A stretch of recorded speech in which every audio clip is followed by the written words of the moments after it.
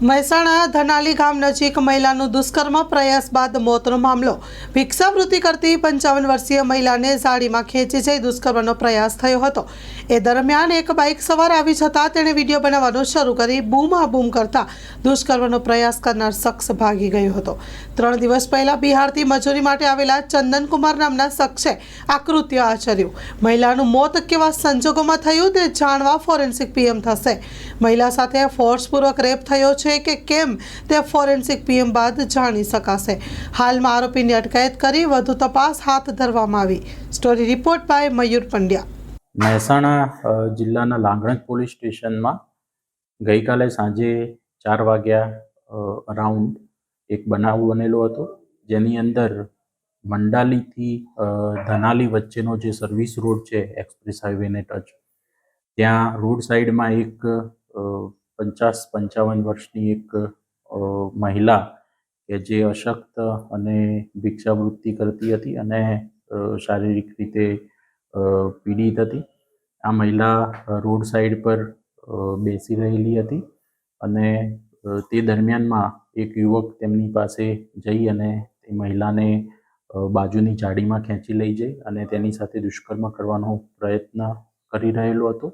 Meanwhile ત્યાંથી પસાર થતા એક રાહદારીએ પોતાની બાઇક ઊભી રાખી અને વિડીયો બનાવતા જઈ અને ત્યાં પહોંચી અને બૂમ પાડતા આ જે યુવક હતો તો ત્યાંથી ભાગી ગયેલો હતો।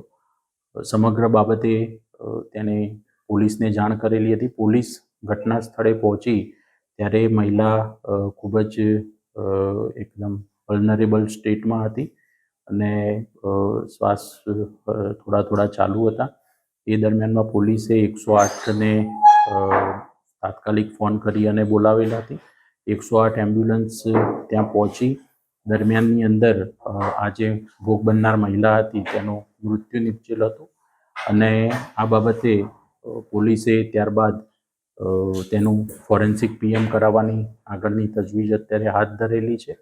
તેમાં આ મહિલા સાથે કોઈ ફોર્સ્ડ રેપ થયેલો છે કે કેમ અને તેનું મૃત્યુનું શું કારણ છે તે જાણવા મળશે અને ત્યારબાદ તે અનુસંધાને જરૂરી જે ફરિયાદ છે તેમાં સેક્શન્સ એડ કરવામાં આવશે। અત્યારે પોલીસે બીએનએસની સેક્શન 66 અને 62 અનુસાર ગુનો દાખલ કરી અને આગળની તપાસ હાથ ધરેલી છે।